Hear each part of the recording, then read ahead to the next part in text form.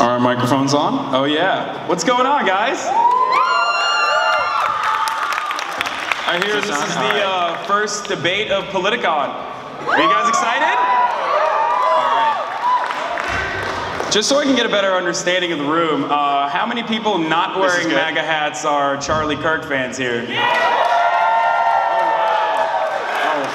And how many Hasan Piker fans do we have? Equal. Seems fair and balanced, I think. All right. Politicon, are you ready for this debate? All right. Well, I'm thrilled to be with all of you. I'm Stephen Olakar. I'm the founder of the Millennial Action Project. We're a bipartisan organization, and we're going to try and keep the peace here today at Politicon. But to our left, we have a host from the Young Turks, Hasan Piker.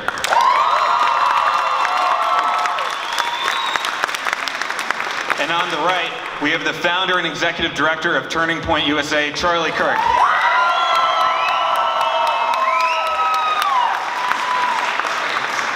All right, so we're here to talk about free speech on campus. And before we get into that, we had a long line outside. I want to thank all of you for waiting in line. And I want to give a shout out to the very first person in line, Isabel. Give a shout out to Isabel. There she is, all right. All right, my first question is for Charlie. Is censorship blocking free speech on campus today? Without a doubt, and it's disproportionately targeted at conservatives, libertarians, Trump supporters, and you name it. I don't even think it's a question or a debate around that topic. Colleges have become a place where they want everyone to look different and think the same, where there's a disproportionate amount of people at the top that are targeting conservatives, blocking speakers that they disagree with, and they're advancing an agenda that, quite frankly, is very far to the left. And our organization, Turning Point USA, we not only fight for our ideas, free markets and smaller government, but now we are fighting for free speech. We have to say it's okay to hear something that you disagree with. You don't have to run into a safe space because you hear something you disagree with. And I'm perfectly okay with a socialist having the right to be wrong. I'm perfectly okay with a leftist speaker to come on campus and to tell why they think those ideas are better. And the question I'm going to pose throughout this whole discussion is, why is it that it's always the leftist activists rioting and protesting and storming stages and pulling fire alarms, and us conservatives, we sit quietly when we hear things we disagree with, and then we go back and we say, wait a second, why are you shouting our speakers down and you're rioting and protesting violently on college campuses? Just a peaceful protest, protesting, taking down Robert E. Lee monuments where we, just light torches on fire. It's not that big of a deal. It's not reminiscent of the KKK in any way, shape, or form. No, I understand, but this is a microcosm of American society. Campuses are supposed to be representative, right? That's what you're essentially saying. And the main argument for Turning Point USA is that this is where our youth thrive and they need to have diverse opinions. So they're just essentially a microcosm of what the US is as a larger unit. So here, you really front-loaded your argument. You basically threw out all your opinions out there. But to start off, I wanted to ask you something. First of all, we don't really have a narrow definition of safe space, and it always seems to me like conservatives are both claiming that liberals are looking for safe spaces, but then they also try to act like they are the victims themselves. So which one is it, Charlie? Are you guys the ones that are looking for safe spaces on college campuses? No, I'm looking for the ability to speak freely. I'm not playing the victim card. I'm happy to speak freely and to tell you why I disagree. Here's where it's different.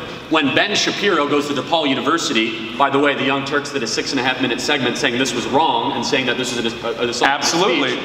But that is because the narrow... Hold on a second. He went to DePaul and the administration disinvited him because they disagreed with him. And this happens hundreds of times a month, thousands of times a semester. I don't even know if there's that many... 100%. Okay, look.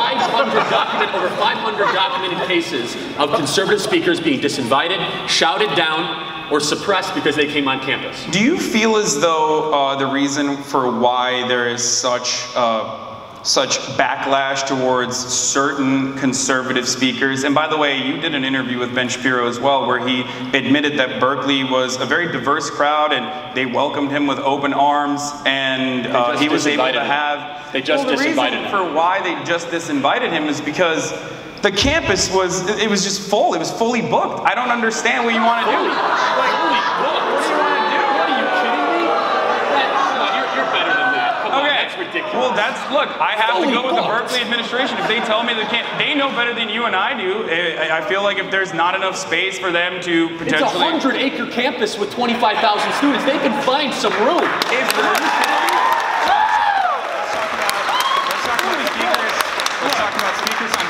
By the way, I do agree that Ben Shapiro should have every right to go to whichever campus he wants and speak, especially if students want to hear that. That's a minority position. I do understand. Colleges don't agree with you. That's not University, true.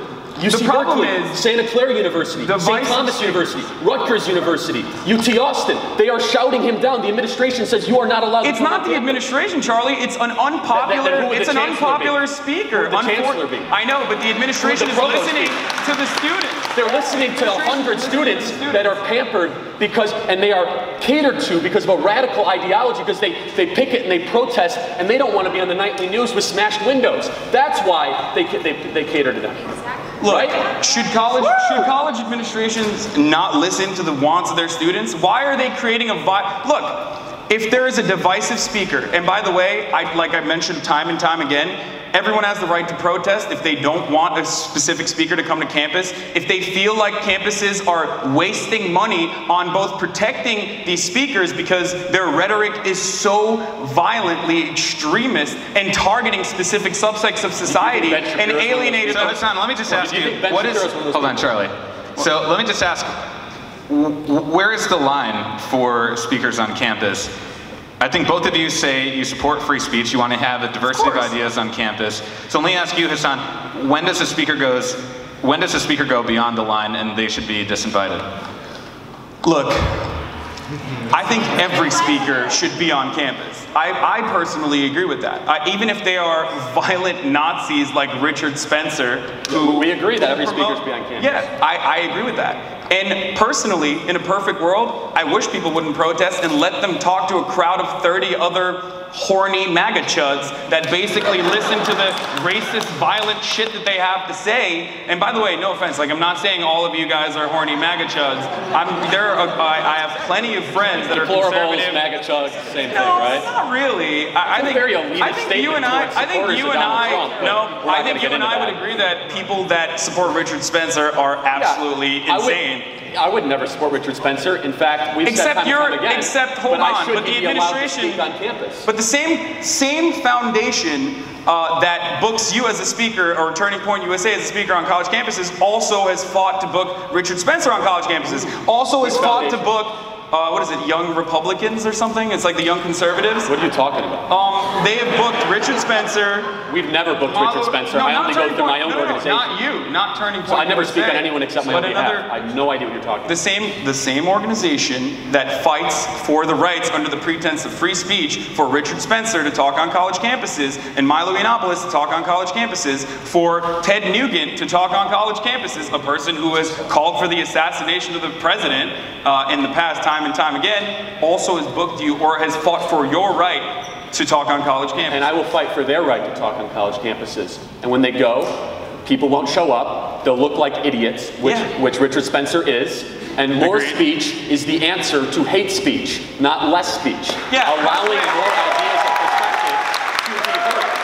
By the way, going back to the safe space argument. Let's talk about safe spaces. No, we originally kind of strayed away from that a little bit, but going back to the safe space argument, I don't understand why people that feel as though they have been victimized by racism or sexism or bigotry or intolerance of any form can't have a singular small area where they can talk to other like-minded individuals and try to rehabilitate and try to meditate. Now, the problem is, you like alcohol, right? I'm assuming you drink alcohol. Do you drink alcohol? Very little, for those of you that know me. I'm actually you like alcohol, you have the right, you have the right to you have a right to drink, and it's not going to bother me. Yeah, you have a right to drink anywhere you want. Why would you want to bring alcohol into an AA meeting? Like, why would you want to enforce the whole concept that safe spaces are intolerant areas where free speech can't thrive? You're putting words in my mouth. Area? I think they're wrong for campus culture. I think they divide people why do you think they're wrongly. Wrong for campus culture? So here's why. When there's safe spaces that say white people are not allowed in them,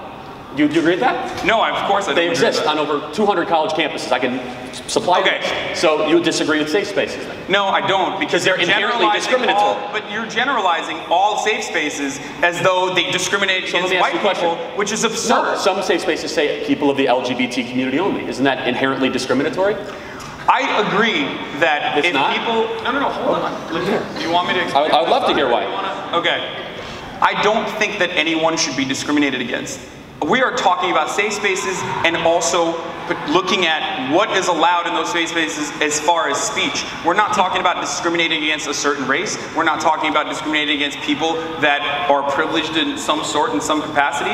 There are plenty of people that are not privileged that support Donald Trump as well. There are plenty of people that are Latino and black that support conservative ideologies. And they want to be involved in, if they want to be involved in safe spaces, they're more than welcome to. Let's enforce that regulation and let's allow everyone to join the safe spaces if they want to talk about things. But if you want to go into a safe space and talk to a rape victim about a brutal depiction of rape that you want to talk about, then that seems a little intolerant. I don't understand why you want to do that. So we were talking just beforehand about our respective college experiences. Both of you have very different experiences. Charlie, you were talking about how you didn't go to college. Correct. Hasan, you were talking about at Rutgers. This is potentially prior to the whole safe space movement, right? Yeah, I graduated in 2013, and back when I was in a fraternity actually at Rutgers University, Tyler Clementi committed suicide. It was national news, and after that they created the Rainbow Dorms, if I remember correctly. And I feel like if you're discriminated against your entire life, and you come to a diverse campus where people should tolerate you, and then you're bullied by your roommate for something that you can't change about yourself, and you are looking for a safe space would have saved Tyler Clementi's life. So when you're against safe spaces, you're essentially against people that feel like they've been victimized, that do end up harming themselves or committing suicide even in the worst case.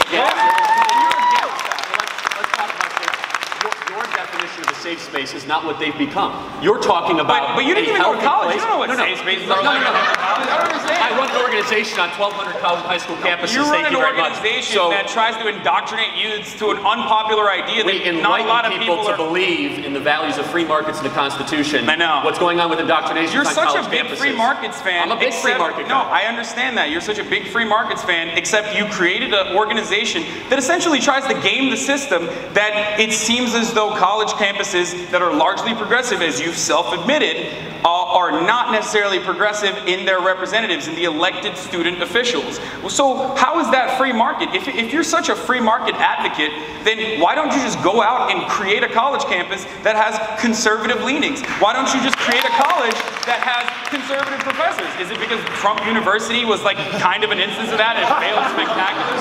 So there's a lot there. So if you want to put Turning Point USA on trial, I'm more than happy to defend how we had 1,000 young women attend our Young Women's Leadership Summit, the largest young Latino leadership summit, high school leadership conference, chapter leader summit. We're the fastest growing young conservative organization in the country. I'm happy to defend that. But back to what you were saying about safe spaces. There's a difference between a place where people can seek needed mental health assistance and a place where it is discriminatory against other students on campus, and that creates a culture that is inherently, quite frankly, it creates a generation looking to be offended by something with microaggressions and trigger warnings, and they're walking around and saying, I need a safe space because I have an idea I disagree with. Charlie, just to get back to it is interesting to me, though, that you feel as though you know what's best for the entire student population of America. Did I say once, get rid of safe spaces? Did I say that? I say they're wrong. And I say we're going to fight back against them. Want something There's a difference wrong between abolition and making commentary on them. There's a difference between I want to abolish it and making commentary on something. Oh, okay, so you don't want to abolish safe spaces, you think that No, I think we should laugh at them and mock them and say, you need a safe space because George Will came on campus? Like, you're a snowflake and you're really soft, and that's ridiculous. Look, I love the snowflake narrative that No, it's true. I love the snowflake snowflake narrative that conservatives consistently try to advance when you guys are also snowflakey as hell when it comes to things like how this is a Judeo-Christian country. Whenever the white supremacy narrative is checked by anyone on the other side, God forbid it's a minority as well, every conservative runs around looking for their own safe space. Maybe you should just create conservative safe spaces that are not just golf club, country clubs and back rooms at Goldman Sachs. Just create a safe space on college campus. You're a free market guy, just create it. I'm just curious. Just curious, Charlie, because we were talking backstage about kind of our respective experiences. What triggered your whole passion for this issue? Just careful choice of words here. But what sparked your passion for this issue? Because you probably didn't have personal experience with safe spaces early on. It sounds like it came later for you. Maybe you wouldn't be so conservative if you had your own personal safe space when you were growing up. Or maybe... What was the first thing? I'm just curious. I grew up in a very liberal part of Chicago and went to public high school. And when you're surrounded by people that you disagree with, you want to do one of two things. You either dive deep and you learn more about the values that you hold true, or you just walk away and you really don't care. And I decided to learn more about free markets, read Milton Friedman, read more about the great thinkers of in our country's history. And I said, hey, there's a movement that needs to be started on our high school and college campuses, and the results speak for themselves. But on a different note, I'm not saying by any means, I'm a voluntary free trade association guy. I'm not saying you shouldn't be allowed to form those groups or those safe spaces on campus where the difference is made. Yeah, I think they're dumb and I think they're stupid. I have a right to say that. But when I say that, they say you committed a microaggression, or you committed a trigger warning, or I have to fill out a bias incident response team against you. By the way, I'm going to have you talk about that one. And that's where it crosses the line. It's commentary. For someone who consistently talks about how I'm putting words in your mouth, you constantly act like I'm the type of person that says trigger warnings and you're committing a microaggression against me. So that's the problem. Not everyone is as weak as you try to portray them to be, but if there are people that genuinely look for somewhere, that look to others to talk to them, to heal themselves in some capacity, why is that such a big thing that you're triggered by? How does that infringe on your liberties? Because one of the things that I hate, one of the things that I don't understand, and it really bothers me, is how much conservatives that talk about freedoms and how they're in favor of protecting your freedoms like to infringe on other people's liberties. Why do you? I'm saying you can do that, and there's something very wrong about it, and you're a soft person. For example, if Donald Trump comes to your campus, do I strike you as a soft person? Not you. I'm saying the people that need safe spaces on college campus because Donald Trump shows up. Yeah, I know. Rape victims are so soft. No, seriously. Soft. Let me give another example. University of Illinois, a safe space was created because 3 words were written: build the wall. You think there's something wrong with that? Because you need a safe space because 3 words were written. Why do you think there's something wrong with building a safe space because someone wrote build the wall? That's what I don't understand. I think they're very soft. It's commentary on our generation. Okay, you can do that. Why are you making? Let them be softer. And if you think that your argument is stronger, then in the free market of ideas, your arguments will eventually win. The reality is, the freedom of speech gives you the right to say whatever the hell you want. But it doesn't give you the right to be popular, Charlie. I'm sorry. I understand that one. So back to the broader, and they connect all these together. They say, many of these campuses go out and say, for example, when they disinvite Ben Shapiro at DePaul University, they say so many students are offended by his remarks, he should not be allowed to show up on campus. It feeds Maybe he should be less offensive. But he might be offensive. Does that mean he should be blocked from campus? I don't think so, but maybe he should be less offensive. Like I said, well, now you're making a commentary on his remarks. So now you can't have it both ways. People are going to be offended if you are reactionary in some way and you try to bring about some sort of negative reaction in your commentary by purposely identifying and attacking certain subsects of society. They're going to react. Like, I don't advocate for punching a Nazi. That's actually a highly debated question for some reason. I don't know why. I don't condone violence in any way, shape, or form. We agree. However, yeah, of course we agree. That's crazy talk, right? Not everyone on the left agrees. It's not true. You're putting words in the mouths of the people who left, like you always criticize. Plenty of examples I can say. But hold on. Look, what I'm trying to say is, Ben Shapiro has every right to say whatever he wants, and if they're specifically targeting certain groups and they're upset by that, unfortunately, when you are face to face with those people that you are personally attacking, they're going to react. That's the reason why there are so many organizations that try to bring, or used to try to bring, Milo Yiannopoulos, who is a known pedophile, onto college campuses. The reason why they were trying to do that was in protest.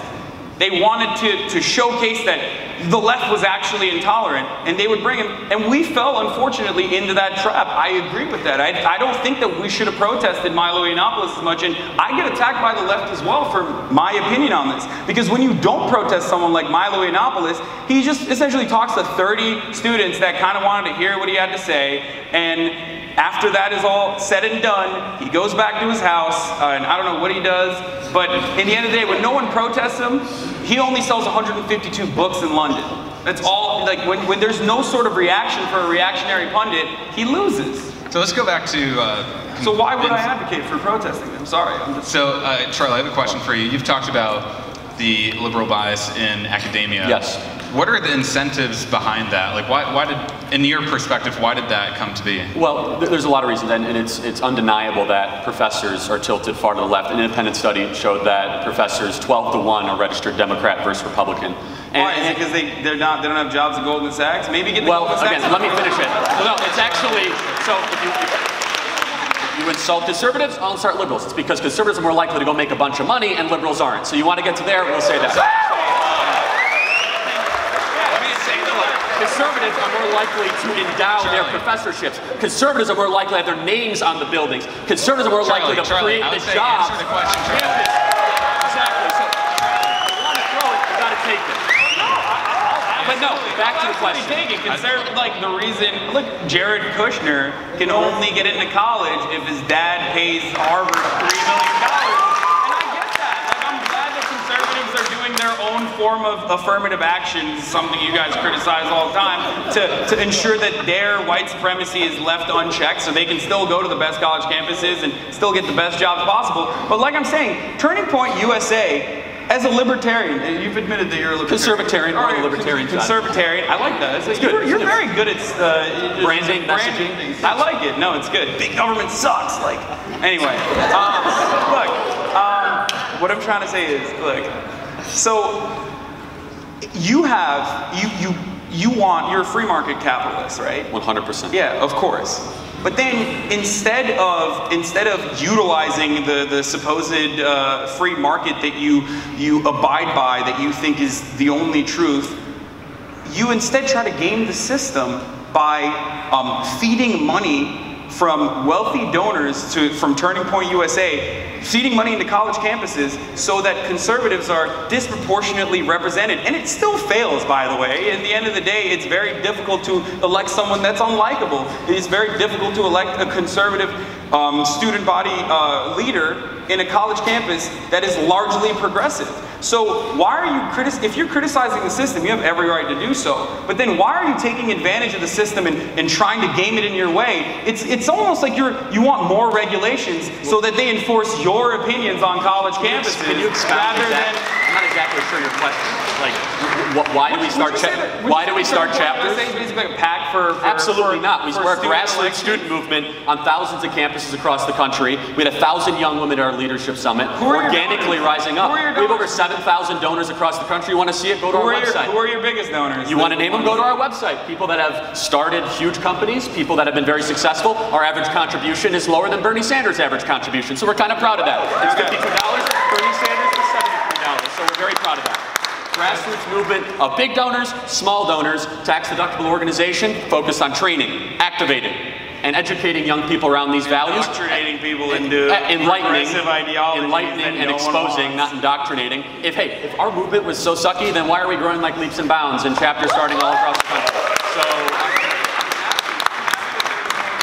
that is actually representative of conservatives. Can I ask a question, Charlie? Do you want to talk about how academia... I think there was a question. There was a question, right? yeah. Before I got interrupted. So, I think, first of all, there are a lot of interesting topics to discuss here. But personally attacking each other and each other's organization is not going to achieve the substance that I think people care about in this audience. So, No, because I've heard you, Charlie, and many others talk about the liberal bias in academia, and I'm really curious, like, what is really driving that? Are students just generally, as Hasan was referencing earlier, more progressive and it's harder for conservatives to get elected? Or are there some other drivers that we need to know about? There's nothing wrong with this, but people who are more liberal tend to go into academia. And I don't mean that as an insult or anything, it's just truth.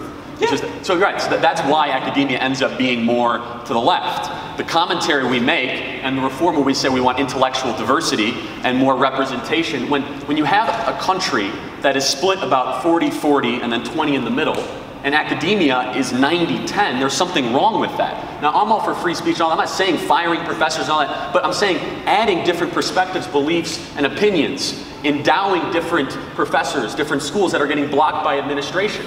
Especially in these different schools of business and finance, you should have an equal representation where people hear both sides of the argument. That's all we're saying. But why won't the conservative mega donors that contribute to the endowment of these supposedly liberal, radically liberal college campuses, why won't they say something to the administration? They are. Okay, so what you're saying is that these donors don't even pull their funding. Well, they are too. But what I'm saying is that it's been going on for 60 years, and it's so tilted and it's so out of whack that it's more than entirely possible to go to Harvard, Princeton, Yale, Stanford, and not hear one good thing about a conservative idea for more than 10 minutes in 4 years. It's more than entirely possible. Freeman is you know, I understand, but his books are still in classes that are introductory. What is the most read book in college today? Number one. I have no idea. Communist Manifesto. The Communist Manifesto. It is. You can laugh. It's documented by the Council of Higher Education. I wish more people read it and understood it then. I don't know. I mean, I think it's contributed to the death of 100 million people in the last 100 years, but... this narrative. Okay. So, before we started, we wanted to talk about how you falsely equate democratic socialism into communism, but I guess if you want to go there, we can. If we want to talk about the failures of Venezuela, Argentina, Brazil, I love Cuba, everywhere Marxism has been tried, then imperialist efforts of the United States brought about all around the world. Let's not even talk about that. And then let's falsely equate democratic socialism, which partially exists. Socialist constructs are existing in this government that you love. The most inefficient, you mean the VA that kills veterans, Medicare that literally kills veterans, the postal service that can't even get mail on time, our government that's $20 trillion in debt. Everything government is more like socialist is bankrupt, police departments, fire departments, roads. I don't understand. Wait, all those things are hyper-localized, and everything I attacked, you send your money to Washington, D.C., you go to the VA, and 60 cents on the dollar goes to administrative overhead, not actually helping our veterans that died in the line of fire. You know how our government so government is so inefficient, government is broke, but more government will help. Can I dig us out of this rabbit hole real fast? I'm going to dig us out of this. Well, I mean, one actually common thing I've heard from both of you is that you want to hear from different opinions on campus. Yeah, of course. You prefer intellectual diversity as opposed to monotone education. So what are some things that we can do to actually increase dialogue across political differences on campus? Eradicate safe spaces, make sure that there's white supremacy everywhere on college campuses, and then maybe it'll be good again. Maybe we'll make America great again. I want to get both of you on this. But what's your serious answer, Hasan? I want to actually hear your real answer to this. It's a well-refined argument. Right? Look, I'm obviously joking. I'm trying to, bring it back down a little bit. Like, I don't think you genuinely advocate for white supremacy. I think certain policy positions that you may be on board with probably have this negative outcome that is resemblant of white supremacy. But regardless, look, I'm going to be the first to admit that I don't really understand what the problem is. So I don't really know exactly how to deal with this problem on college campuses. It seems like not just socialism, but just progressive idealism is popular. And there's not really too much you can do about that unless you create an organization that is successful, and I will admit that it is successful, Turning Point college campuses and high college and high school. And you try to bring back, make conservatism sexy again for the youth, and if it doesn't work out, then tough titties. Wow. So what is the problem? Here's the problem. When speakers are disinvited, when Turning Point USA is labeled as a hate group at Santa Clara University, at St. Thomas University, when we are not allowed to bring the speakers we want to bring on campus, we get our funding pulled, that's where the problem lies. And it happens dozens of times to us a semester, and hundreds of times a year to all sorts of different groups on the conservative paradigm. And what I would love is to have the commitment of the left to say, this is wrong. We will fight for free speech. We will say, yes, Ben Shapiro, you should be able to come to DePaul, which the Young Turks rightfully said, and we appreciate it. No, I hear that too. But if you're not popular, if you say unpopular things, you're not popular. He packs rooms when he comes on campus. Yeah, people that, want to criticize him for the most part. And like I said, I agree with that. I think Ben Shapiro should be able to speak on college campuses. That's the problem. But if he can't, because he's so unpopular, then don't do it on a college campus. Do it like right next to a college campus. Do it at a McDonald's. Capitalism, right? He is popular. I don't know why we're arguing whether Ben Shapiro or not. But it's emblematic because he's disinvited from many campuses every year, and he's just one part of it. So do you really think that there are there's this groundswell of support for not only Ben Shapiro but conservative ideology on college campuses? 100%. And for some reason, I'm trying to understand this. So no, it's good. And administrations are just they're fascist, and college campuses are islands of totalitarian thought. My quote. Said before. Yeah, he attributed it. No, of course, I'm listening to. I've watched your videos, unfortunately, but I'm just kidding. No, Charlie's very well spoken. He's great. That's why conservative donors pay him a lot of money to go to college campuses and promote these intolerant ideas. But look.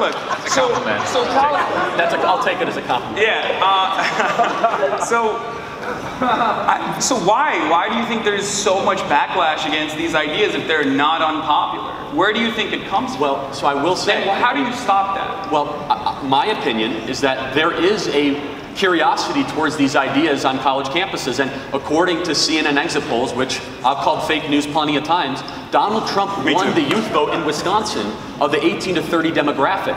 It is unmistakable that there is a move to the right amongst younger Americans versus when Barack Obama was president. And that scares a lot of people. It does. And I will say one final thing. Out of the youth, you're hyper-targeting Wisconsin, but that was a battleground state that did help. I know, but overall, how many more people voted for Hillary Clinton than they did, and reluctantly or not? Actually, Hillary Clinton had 20% less millennial support than Barack Obama for a lot of different reasons, but she because it was negative campaigning on both ends, but that doesn't. But there is a dramatic movement. Why are you trying to equate it to? Okay. You asked is there a groundswell? The answer is absolutely yes. No, there is what I'm asking is, dramatic amount of new interest in these ideas. Are millennials more in favor of progressive ideas? And you have admitted already that they are, and it's such an overwhelming majority amongst young people to favor ideas that would have been considered, and you still consider radical, like democratic socialism, that you're the one who's terrified, you're the one who's afraid that this country might actually have some sort of positive change. You're the one who's afraid that white supremacy might potentially be checked, that misogyny, that patriarchy, that racism. I know, but look, Bill O'Reilly, who's a representative of Fox News, has talked about abolishing the Electoral College and its negative outcomes on the white supremacy, the white establishment. This is a terrifying thought for a lot of people, whether you want to admit it or not. You probably see it in the back of your minds that, hey, this is something that's happening, and unfortunately, we've had a pretty good run for the past couple of centuries, and right now that's changing because of all these movements. And now you're the one who's terrified, so much so that you're trying to indoctrinate the youth into thinking that equality is bad, and thinking that all of these opinions are wrong.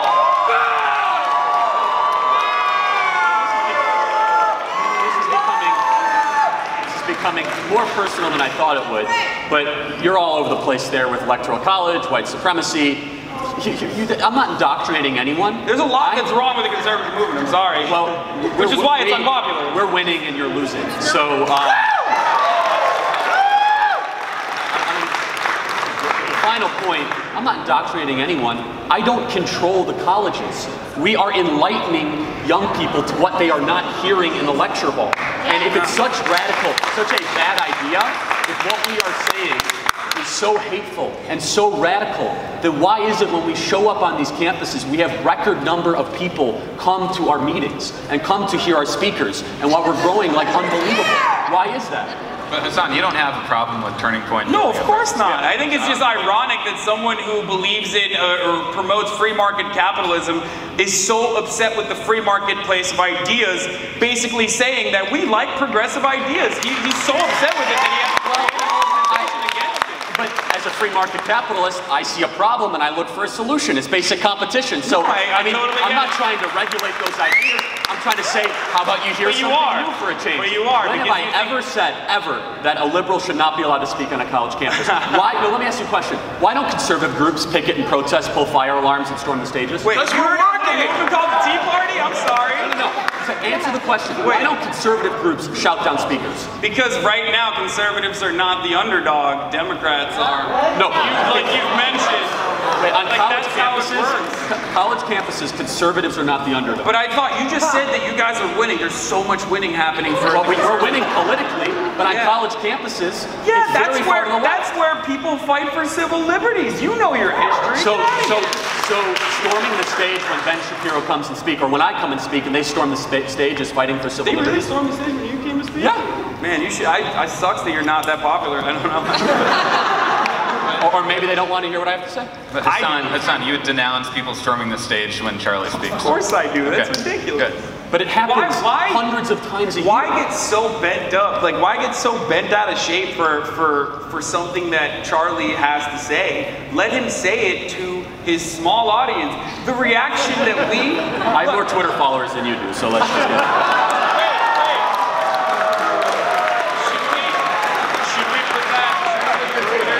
Because I get more retweets than you do. Not even close. Popularity Someone check that. Check my last 10 tweets. Check his last 10 tweets. This became the most millennial conversation ever. It's not even close. It's not even close. I'm not even going to put out the Instagram contest because it's not even. Let's talk about the Facebook contest. Look. I guess my ideas suck so hard that I get 10,000 retweets. I mean, I'm glad we've devolved into. I know. What are we measuring our Twitter followers? Look. But I'm really glad that we had a productive discussion on how we can increase dialogue on campus. I'm really proud of that. So I enjoyed it. So actually, so I want to give Charlie a chance to answer that question. Like, what are some concrete things we can do? Because you're working on a lot. Charlie's still pissed about his Facebook followers right now on Instagram. He's like, the Instagram needs work. The Facebook is fine. So go ahead. I mean, you're saying that conservative views are looked down upon on campuses, and you're building this presence on many campuses across the country. What are some concrete things you can do to build a dialogue across these political differences on campus? Well, and we host debates, and we're not afraid to do that. And look, just here's something that you disagree with without having to yell safety or having to go to a incident bias report team, or without having to say, oh my goodness, saying the words illegal immigrant means that's a microaggression. I mean, here's something that you disagree with. Illegal immigrant. I mean, yeah, you're happy to say it, but look, you're different. You're not the norm. I think you'd be surprised if. I don't think the people that you claim are the norm is the norm either. But they have a right to be offended. They have a right to be upset. They don't have a right to shut someone up when they visit on campus. But you're trying to shut them up. You are so offended that I hate to go back to the same cyclical argument, but you are so upset that people even have a place that they can go to rid themselves of intolerance for just a moment. That is how much you're afraid of ideas that you think are radical. I don't know what else to say. I was talking about shouting down speakers, not about safe spaces. I think we've already discussed that plenty. Okay. But again, don't you find it troubling that when a conservative speaker... Would it be better if you could go to a safe space after they shout your ideas are stupid? Well, no, I mean, here's the thing. We're not advocating for it. We just want the ability to peacefully bring a speaker on campus without having to worry about a riot. And it's not a protest. Most of the time, these are riots. Most of the times. Yeah, I know. So many people have been hatred. murdered in the hands of these snowflakey liberals that are also somehow radically violent. Like, get your argument right, man. I don't understand. Like, are we violent or are we snowflakes? Are we just offended? Are we soft? Or are we angry and we're a militia? Offended, snowflakes, intolerant, you name it. How is it? Those two things don't belong in the same category. That's what makes it so contradictory, is that the left on campus believes that they're for tolerance, they say they're for tolerance, and then they say, we don't want Ann Coulter, we don't want Ben Shapiro to come on campus. How is that consistent? I don't know. Who are you tolerant of, exactly? We're tolerant of every single person that Ann Coulter has unleashed verbal war on, and that even includes victims of 9/11, the widows of 9/11. She wrote a book saying that they were glamorazis and they were weaponizing victimhood. That's the kind of person Ann Coulter is. Why is that a hill that you want to die on? Why? You're a smart guy. You're a smart guy. You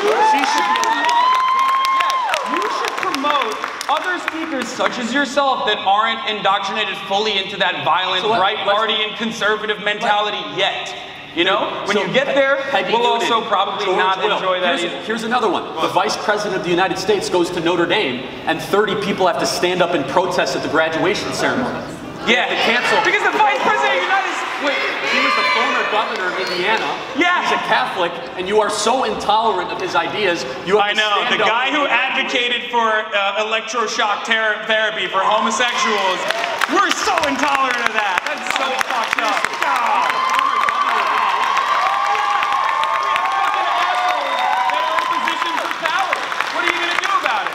Try to battle it as best as we can, and unfortunately we lost, and now we have a guy who calls his wife mother in office. What do you want me to do?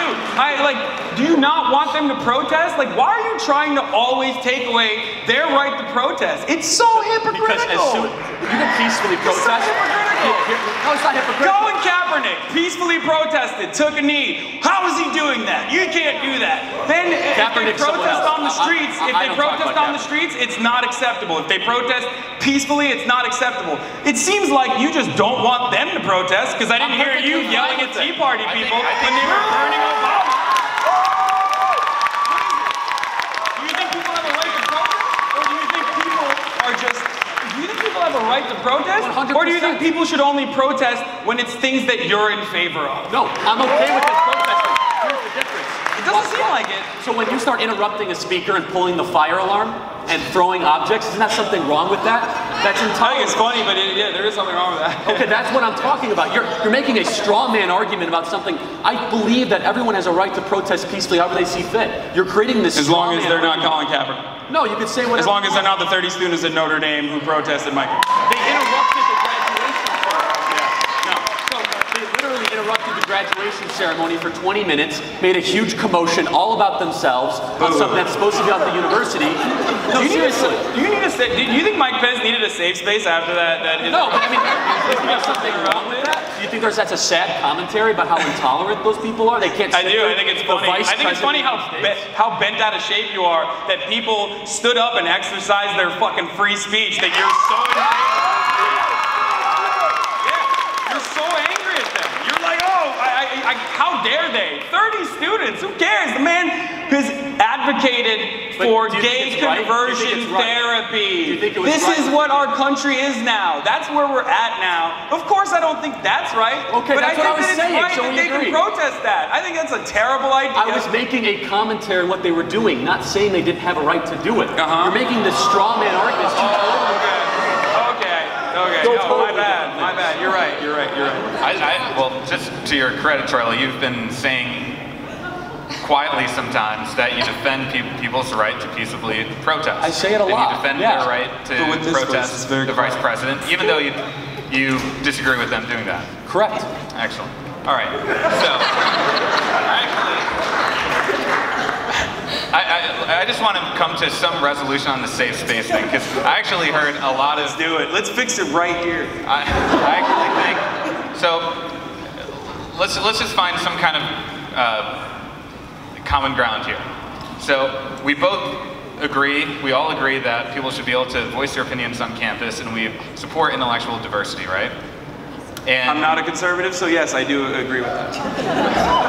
I'm not a liberal, so yes, I do believe that.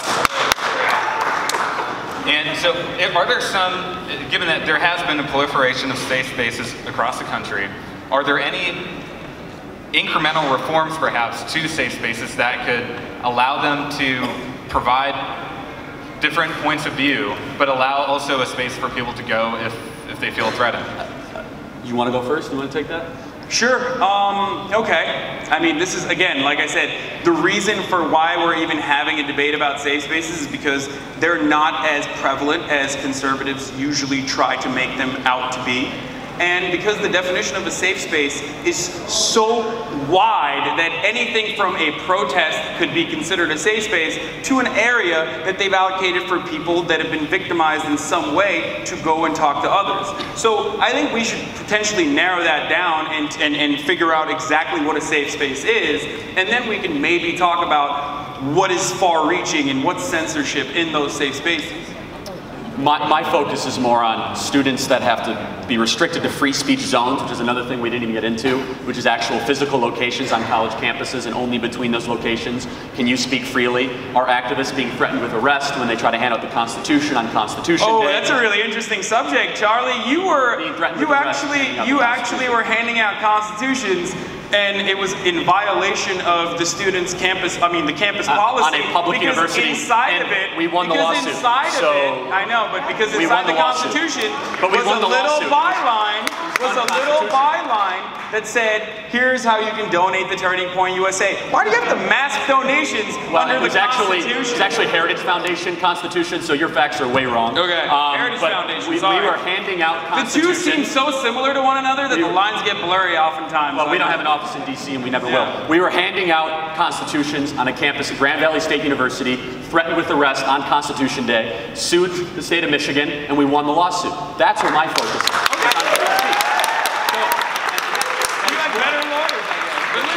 We have great lawyers. No, of course you do. You guys are Republicans. Of course they have better lawyers. But listen. That's not over.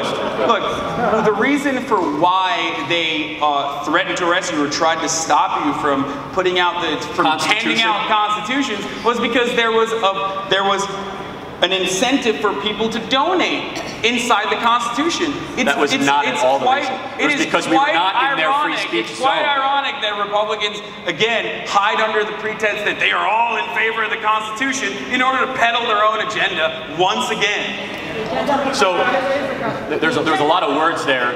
We're going to defend the right to speak freely, and when they say we're going to arrest you for handing out the United States Constitution, why are you trying to make money handing out Constitution to people? That wasn't our nonprofit handing it out, but if you want to go on total trial talking about everything we've ever done and what we've handed out, we don't ask for solicitations. I'm just trying to make sure that everyone understands that it wasn't us. So get your facts right. Okay, but I want to let everyone understand that they weren't just arrested for handing out constitutions. That's preposterous. We won the lawsuit, so we were in the right. But again, this happens more than you might ever imagine when students are restricted to free speech zones. Another thing I wanted to talk about. Do they not teach the Constitution in constitutional law classes now? All of a sudden, I don't understand. They really don't. It's this really revisionist history. It's not an originalist interpretation.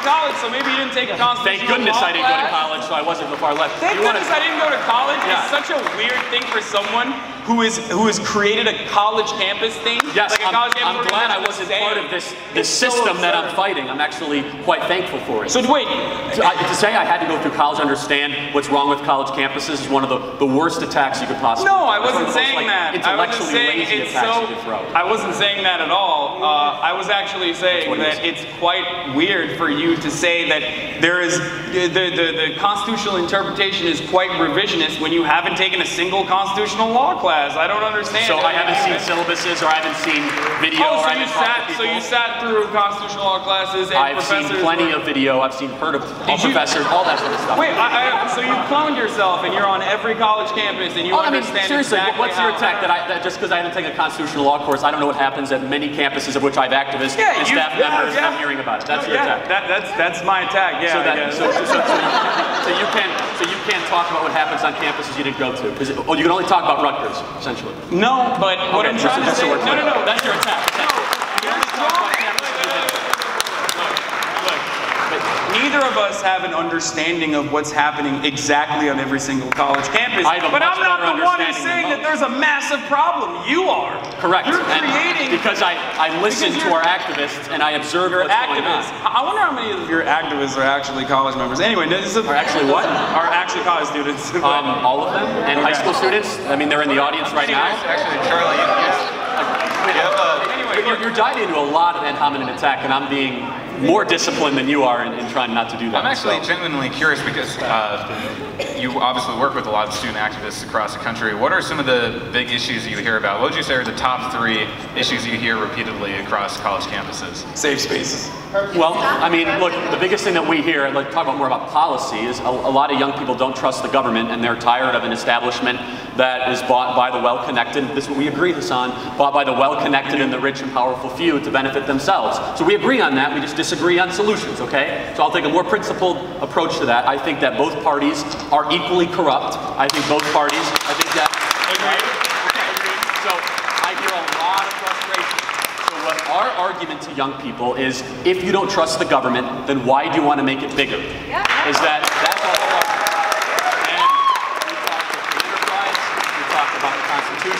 We talk about the value of individual liberty to make the life that you see fit, and I think we would agree on a lot of that. Yeah, so, individual liberty, as long as it's not a space where you can try to rehabilitate yourself. Once have I said those shouldn't exist? No, but you're so then why are you saying that? Because just because you're not coming out right and saying that we should abolish safe spaces doesn't mean that your entire narrative is anti-safe space. Like how can you say that? I don't because I mock them and I make fun of them. Okay, but they should be allowed to exist. There's a difference between saying that safe spaces suck, just like you say. How do we get back on safe spaces again? I thought sorry, I keep going back. Yeah, I mean it's. You're right. We kind of have. What is your question specifically for me as far as we were talking about what do young people care about? And I was talking about. I think the Young Turks audience has a lot of agreement with this, right? Yeah, for sure. I was trying to make you agree, and then you go back. I know. It's also another like debate tactic to bring out applause from everyone in the room when you talk about the points that we agree on. But look, our solution is different. Our solution is different. Our solution is not just larger government. It's a very easy thing to say. We advocate for curbing back on certain expensive expenditure, like military spending, for example. We want different solutions. We are more isolationist by and large. Progressive students. That's what? He said let's hug ISIS. Okay, sorry, one of your guys, obviously. Okay, look. I just met him today. No, one of your guys is like one of your fans. Look. Yeah, go ahead. What I'm saying is, wow, I just got heckled so hard. Let's hug ISIS. That's what I advocate for. I'm like, let's bring ISIS into our country and hug them one by one. Actually, you know what? If we did have a hug ISIS program, maybe we could change some people that are at the brink of radicalization, potentially understand them. But yeah, I know those are far too extreme concepts. Look. We want different things. We have different solutions to the problems. We think that it's absolutely preposterous that we live in a country where we are even arguing on the merits of stripping away affordable health care from 22 million Americans so that we can give a tax break to the wealthy. These are the concepts that we are against. We want socialized medicine. Some of us do. So that's bigger government. That's bigger government. I know, but those are radical ideas for you. And that's what you're actually terrified by. But here's where I'm so curious. I mean, and I watch your videos, and I respect a lot of the opinions from the Young Turks. You argue a lot about the rich and the few and the well-connected running our government. And they're like, let's make government super big so those people get even more powerful. That's essentially what you're saying. That's such a straw man that it's unbelievable. Obviously, we're not saying let's put more wealthy people into government. Let's create more government corruption. That's my argument. You're constantly talking about straw man. Talk about a fucking straw man. Talk about putting words in my mouth. Someone's getting very angry. I know, because it's so hypocritical. Like, it's so hypocritical. Walk me through how you could have socialized medicine and fix the inefficiencies, the waste, the fraud, the abuse, the corruption, the corporations buying our government. This country, get them more involved in politics. And that's exactly what's happening on the progressive side, just like it's happening on the conservative side as well, like you've mentioned, and hold our administrators accountable. That's what we both preach for. We just have an ideological difference. I would agree with that. And I think that government, as it gets bigger, reduces individual freedom. It's kind of like... It's naturally inefficient. So look at the VA. I mean, how is the VA not the healthcare system you want? Look at the... Tell me what's wrong with the VA. Because VA. it's underfunded and because it's inflated. It's exploding. Underfunded. It gets $30 billion a year. Wars that some in the Democratic Party and I oppose largely, too. So tell me, largely the Republican the VA Party is have the most promoted. perfect example of socialized medicine gone wrong. It's government doctors. It is full cost overrun. 60% of all money that goes to the VA goes to administrative overhead. Any charitable hospital is less than 5%. They would lose all their funding. By the way, let's fight it together. I'm not saying that the VA is a fool. I'm extremely cynical, and I say government will never be run better. Free enterprise does fix these problems, and as government gets bigger, our fight will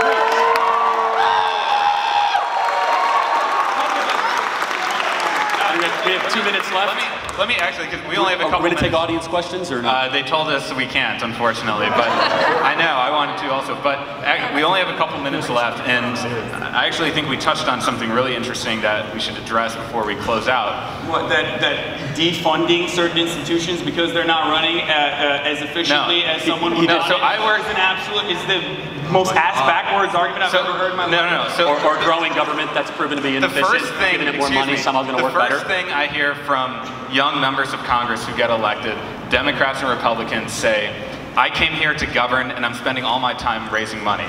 And I think both sides agree that that's been a problem. And when you spend all your time raising money from largely rich donors, then you have to cater to their needs. So I'm curious, Charlie, you, I think, agree with probably the premise there. Yeah. What is something we can do to help? Actually, the person I'm quoting right now is a Republican member of Congress. Right. So don't interrupt me, because we talked about this backstage. Campaign finance reform is something that we probably agree with different solutions. I think dark money's a problem. I think you should have more transparency. I think you should have 24-hour reporting limits. This idea that you can hide 3 months later and then it comes out in the bottom of a newspaper article is wrong. But I think you should have an unlimited amount of money you can put in. Well, that's where we'll disagree.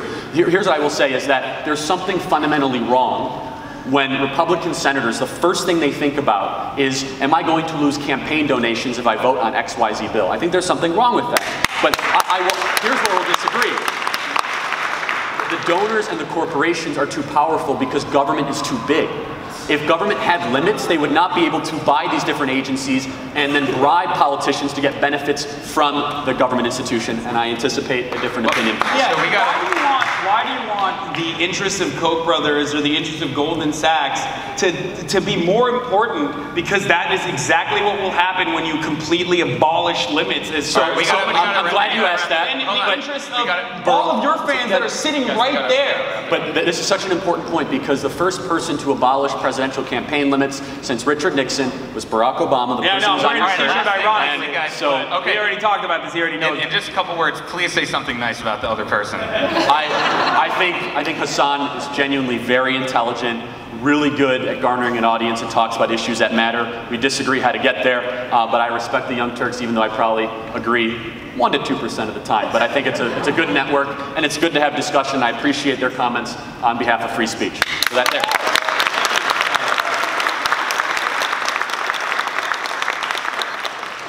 I think Charlie's great. Absolutely. You're very well spoken.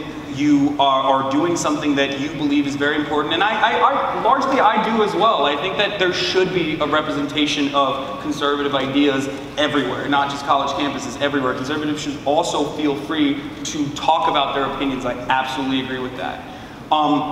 There are definitely certain things that we not only disagree on from an ideological standpoint, we also disagree on some of the false equivalencies, but in the end of the day, you are also a very intelligent person, and I'm happy that we got together. I'm glad that Turning Point USA sponsored this panel.